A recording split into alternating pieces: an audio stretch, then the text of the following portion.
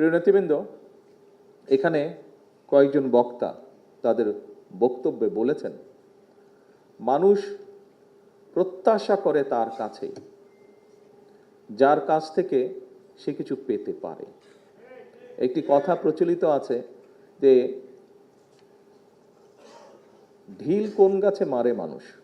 আম গাছে মারে, লিচু গাছে মারে, জাম গাছে মারে, যে গাছে ফল আছে, অর্থাৎ যে দিতে পারে। বাংলাদেশের মানুষের প্রত্যাশাও বাংলাদেশ জাতীয়তাবাদী দলের কাছে, যে দল শহীদ রাষ্ট্রপতি জিয়াউর রহমান গঠন করে গিয়েছিলেন, যে দলকে জনগণের ভিতরে ভিত্তি স্থাপন করেছেন দেশনেত্রী বেগম খালেদা জিয়া। সেই দলের কাছেই মানুষ প্রত্যাশা করে। আজকে আপনারা যারা এই আলোচনা অনুষ্ঠানে যোগদান করেছেন, সারা দেশেই কম বেশি সব জায়গায় এরকম আলোচনা অনুষ্ঠান হচ্ছে। আজকের এই অনুষ্ঠানটি আমাদের বহু নেতাকর্মী, লক্ষ লক্ষ নেতাকর্মী হয়তো রাতে, সন্ধ্যায় বা আগামীকাল অনলাইনের মাধ্যমে সব বক্তার বক্তব্যই শুনবেন। তাদের সকলের উদ্দেশ্যে আমি বলবো যে আমাদের সামনে প্রথমত একটি অত্যন্ত কঠিন সময় অপেক্ষা করছে, আমাদের সামনে একই সাথে অত্যন্ত একটি গুরুত্বপূর্ণ সময় অপেক্ষা করছে। এই সময়টিতে, এই গুরুত্বপূর্ণ এবং কঠিন সময়ে আমাদের হেসে খেলে চলে গেলে খুব বড় ক্ষতি হয়ে যাবে। ক্ষতি কার হবে? ক্ষতি আপনার হয়তো হবে না, ক্ষতিটি হবে দেশের, ক্ষতিটি হবে আপনার ভবিষ্যৎ প্রজন্মের। অর্থাৎ ভবিষ্যৎ প্রজন্ম কিন্তু আপনারই উত্তরাধিকার তারা।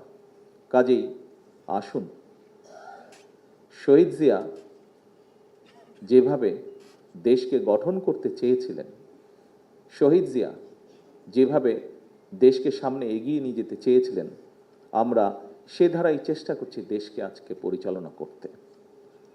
বর্তমান সরকার একটি রাজনৈতিক সরকার, অর্থাৎ একটি রাজনৈতিক দল যার নীতি আছে, যার আদর্শ আছে, যার পরিকল্পনা বা ম্যানিফেস্টো আছে।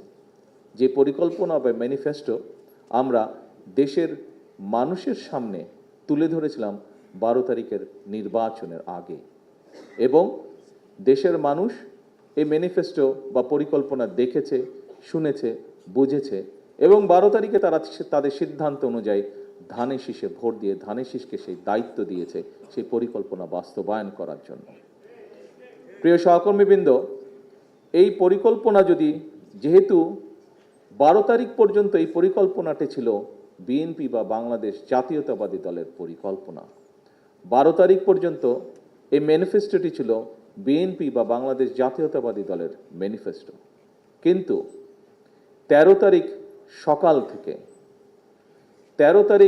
সকাল থেকে বাংলাদেশের মানুষের রায় যখন আমরা জানতে পারলাম, যখন 151 পার হয়ে গেল, তখন বোঝা গেল বাংলাদেশের মানুষ 2/3 মেজরিটি দিয়েছে এই পরিকল্পনার পক্ষে, এই ম্যানিফেস্টোর পক্ষে। অর্থাৎ এই ম্যানিফেস্টোটি বা এই পরিকল্পনাটি এখন শুধুমাত্র আর বাংলাদেশ জাতীয়তাবাদী দলের নয়, বরং এই ম্যানিফেস্টোটি বা এই পরিকল্পনাটি হচ্ছে যে মানুষ যারা এটির পক্ষে রায় দিয়েছে, 52% মানুষ যারা ভোটে অংশগ্রহণ করেছিল, তার মধ্যে 52% মানুষ, তাদের এটি ম্যানিফেস্টো, তাদের এটি পরিকল্পনা। রাজনৈতিক দলের সরকার হিসাবে অবশ্যই এটি আমাদেরকে পালন করতে হবে, এটি আমাদের বাস্তবায়ন করতে হবে।